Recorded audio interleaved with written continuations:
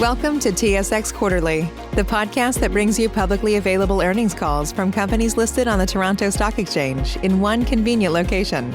Gone are the days of looking through confusing websites. You'll find the important information right here. Enjoy the call.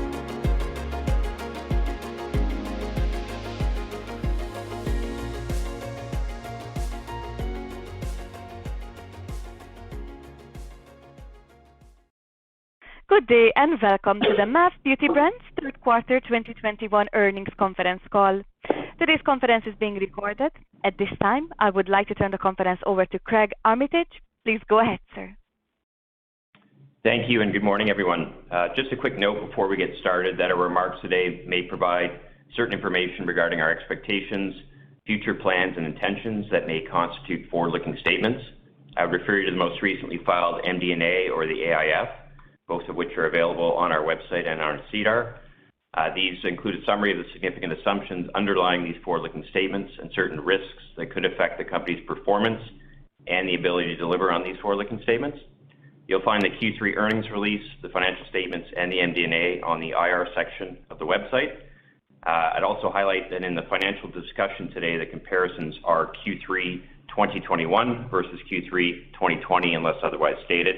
With that, I'll turn the call over to Serge Giardini. Go ahead, Serge. Thank you, Craig. Good morning and welcome to MAV's third quarter conference call. I'm joined by Laurel McKaylee, our Chief Financial Officer. Today, I will comment on the Q3 results and our operational and strategic priorities before Laurel goes a bit deeper on the financial results. We will then take your questions. Laurel and I have been able to speak with a number of you since we joined the company in August and look forward to continuing the dialogue. I've been in the beauty business for the past 30 years, and over the last 3 months, I have frequently been asked what appealed me to the MAV opportunity. The simple answer is the attractive fundamentals. The category, an engaged and passionate team, and a portfolio of desirable, differentiated, and complementary brands.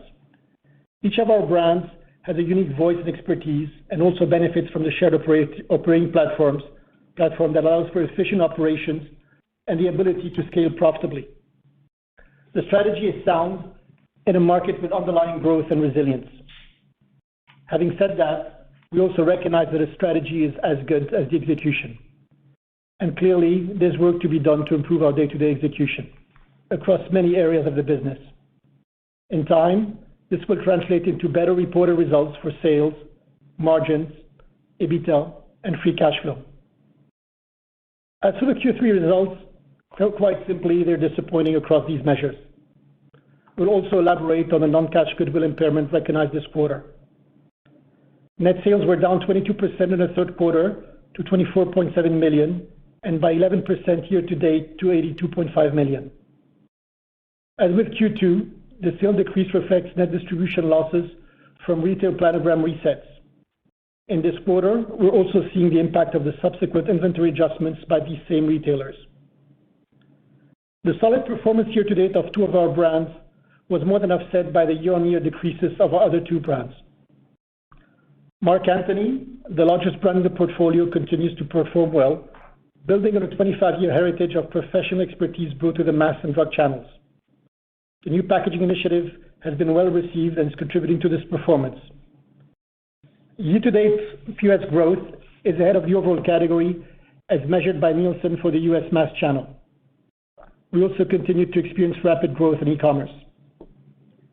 Cake, our Naturally Luxe beauty brand, continued its double-digit growth with strong performance from U.S. expansion in U.S. drug and rapid growth on Amazon. Our other 2 brands are not performing as well. Renpure distribution was significantly reduced this year, mainly from discontinuation in the hair care range. Distribution was right-sized into higher performing doors, which is gradually helping improve velocities. Going forward, we're focused on core SKU productivity and marketing initiatives that will emphasize the efficacious clean beauty positioning of the brand. The main choice has also continued to face the challenge of reduced distribution in the U.S. and mass and drug channels. Our e-commerce has also been disrupted. Having said that, we're excited by the relaunch of our website for this quarter, the progress made to engage directly with our largest e-commerce partner, as well as the engagement momentum we're seeing within our social media community. We're confident that these efforts will re-energize our digital presence and help restore overall momentum. Other notable positives for the main choice are the year-to-date performance of the specialty channel, as well as the operational benefits of the integration that are gradually materializing. In the quarter, we closed our company-operated warehouse in Alabama and consolidated our inventory with an existing logistic partner. As a result, processes, procedures, and modus operandi are now consistent across all our brands that also operate under a single ERP. We continue to believe each of our brands has a unique voice and a distinct brand equity that we can strengthen over time. As mentioned last quarter, we plan to prudently and gradually increase our marketing investments, bringing us closer to our peer set. We're also committed to working closely with our retail partners on accretive go-to-market initiatives, as well as product innovation as we move the combined portfolio back to above category growth, which is our stated medium and long-term objective. We are hard at work building the awareness and desirability for our brands while supporting the business through enhanced execution. From an operations perspective, there are multiple initiatives underway. We have recently adopted an integrated business planning framework, which should, over time, significantly reduce customer non-compliance charges and inventory carrying costs, among other benefits. We have also initiated a strategic review with our third-party manufacturers and logistic partners to identify productivity, efficiency, and improvement opportunities, notably to address the impact of inflation. Over the last 2 years, we have made investments in the IT platform, namely the ERP, and we believe we can still yield productivity gains from improved usage. This is a snapshot of our work streams and plans, which we expect will help us improve customer service and achieve material efficiencies and cost savings. From a financing perspective, we took an important step for the organization with the recent amendments to our credit facilities, which provide for additional flexibility while we manage through these near-term headwinds. Laurel will expand on the amendments in her comments. Some coffee's fast, but not fresh. Some coffee's fresh, but only after a long wait. Speedway coffee is made fresh at the push of a button, hot or iced, so you can have fresh coffee your way, right away. Find a store near you at speedway.com/locations.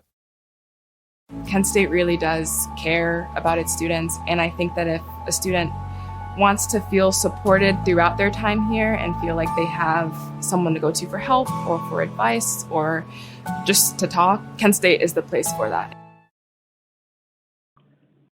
In a market that continues to show signs of recovery, the team is engaged, and we remain confident in the fundamental strength of our business as we strive to achieve improved and consistent results for our stakeholders. Laurel will now take us through some additional financials. Thank you, Serge. Good morning, and thank you for joining us today. Our full filings are available online, so my comments will concentrate on the key issues and metrics, including margins, the goodwill impairment, and debt. Total net sales results were lower than last year, partly due to net distribution changes in the North American region. For this region, revenue decreased 24% to $22.9 million in Q3 2021, compared to $30 million in Q3 2020. For the international region, revenue increased 6% from $1.7 million last year to $1.8 million in Q3 2021, based on the continuing recovery from COVID-19. Gross profit decreased 34% to $10.3 million in Q3 2021, compared to $15.7 million in Q3 2020. Gross profit margin was 41.8% in Q3 2021, down from 49.6% in Q3 2020, with a modest increase from 40.1% in Q2 2021. The year-over-year declines are mainly the result of 3 factors. Close to half of the difference is related to increased trade spend in the quarter. This includes sales discounts, markdowns, and promotional activity. The next major factor is cost inflation. As we touched on last quarter, we have seen an increase in supply chain input costs, such as commodity and transportation costs, along with unfavorable foreign exchange over the comparative period. Cost inflation has increased input costs by mid to high single digits. The impact of this increase is partially affecting cost of goods sold in Q3, and the full impact will be reflected in future quarters as these factors work through the full inventory cycle. The third driver of lower margins is sales of non-core products at lower gross margins as we rationalize and improve the quality of our inventory. To offset these impacts, We are working on better managing trade spend in order to get back to historical levels over time. We are also assessing price increase opportunities for 2022 in concert with procurement cost savings initiatives. In addition, we anticipate benefits from the newly implemented integrated business planning Serge mentioned. This new approach will help us to improve our service levels and optimize working capital. Lastly, we will continue to rationalize and sell non-core products with a controlled approach. Excluding share-based compensation charges, adjusted selling and administration expenses were $7.3 million, up from $6.9 million in last year's Q3. I'd also like to highlight that this line item decreased by $0.5 million from $7.8 million in Q2. The decreases in revenue and gross profit, as well as the variance in adjusted selling and admin expense in Q3, all resulted in adjusted EBITDA of $3.1 million, down from $8.7 million in the prior period. In the quarter, the review of several factors led to a material non-cash charge of $129 million for impairment of goodwill. As you may know, each quarter we assess whether there is an indication that goodwill and indefinite life intangible assets may be impaired. The Q3 impairment analysis considered multiple factors and inputs. Our share price declined from $4.75 to $2.18 between June 30th and September 30th, 2021. Management revised the internal revenue outlook, taking into account the revenue decline in Q3 2021 compared to Q3 2020, the latest in-store retail consumption data, and initial retailer platform indications for 2022. In addition, we recognized that supply chain input costs were increasing faster than previously forecasted, which is impacting gross profit margins.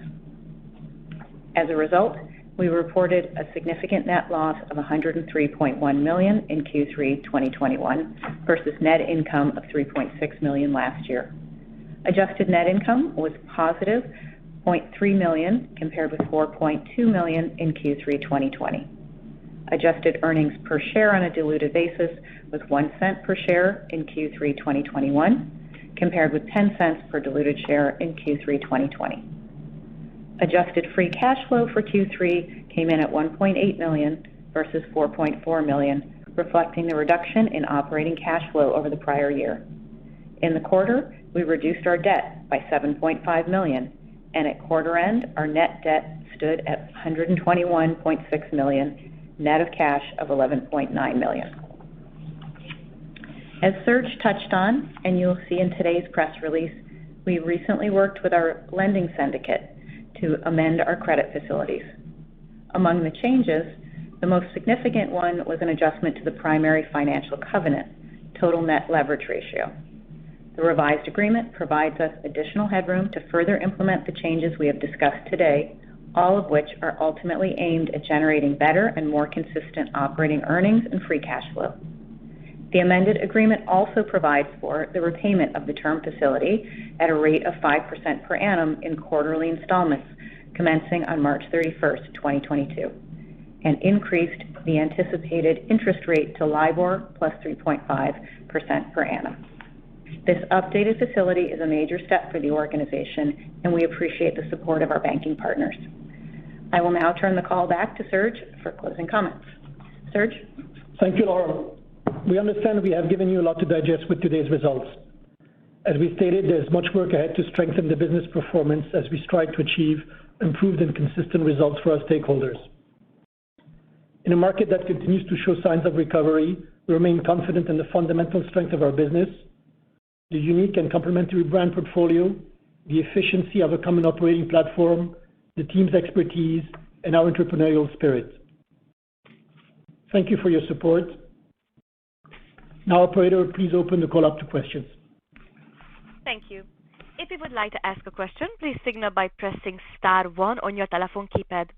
If you're using a speakerphone, please make sure your mute function is turned off to allow your signal to reach your equipment. Again, press star 1 to ask a question. We'll pause for just a moment to allow everyone an opportunity to signal for questions.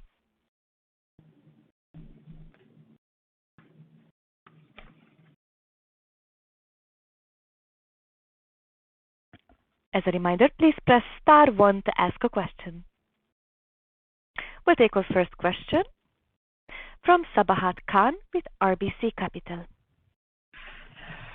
All right, great. Thanks and good morning. Just wanted to get some perspective on, as you look to the kind of the tail end of this year and into next year, some of these trends that you saw to Q3. Do you see them continuing into Q4? When do you think you start to lap some of those challenging comps from some of the delistings of the product from earlier this year? So good morning, Sabah, and thank you for joining us. We're anticipating a gradual anniversary of I think this change of distribution footprint. We've gradually lost distribution earlier in the year, and therefore I think as we come to the end of Q1 and Q2 next year, this should be behind us. Okay, and then I guess just in terms of some of the input cost issues that you highlighted, so can you just maybe I know you mentioned a little bit about working with their supply chain partners, but can you maybe provide some color on price implementation or reformulation or any of those things that you're considering as you address some of those inflationary headwinds? So everything is on the table. We have a long-standing relationship with our third-party manufacturers and logistic partners, and we're looking at opportunities to find ways to cut costs in order to mitigate the impact of inflation that we've seen so far. Simultaneously, we're assessing the opportunity for select price increases by brand and with our retail partners. And we will gradually give you updates on our progress there. That sounds good. And then I guess on kind of the 2022 outlook, do you have some of those price implementations in place, or how should we think about maybe the margins as we look into 2022? We're really looking at, as we said, we are trying to implement some select price increases starting 2022, and that's work in progress. Great, thank you. Thank you. Thank you. Once again, please press star 1 to ask a question.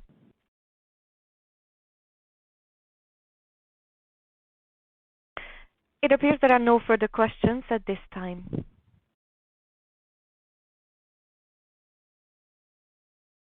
Thank you for joining us today on today's call, and have a good day. Thank you. This concludes today's call. Thank you for your participation. You may now disconnect. Some coffee's fast, but not fresh. Some coffee's fresh, but only after a long wait. Speedway coffee is made fresh at the push of a button, hot or iced, so you can have fresh coffee your way, right away. Find a store near you at speedway.com/locations. Do you love what you do? Work at Saia LTL Freight, and you will. We've been the most elite team in shipping for 95 years and counting by caring for our people like family. So whether you're on the docks or in the driver's seat, when you put on our uniform, you're joining a first-class tradition of excellence. Start your new journey with us today. Visit workatsaia.com now. That's workatsaia.com.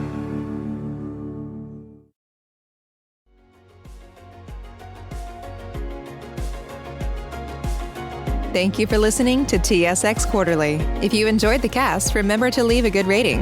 And remember, for any additional inquiries, please consult the company's investor relations section on their website. See you next time.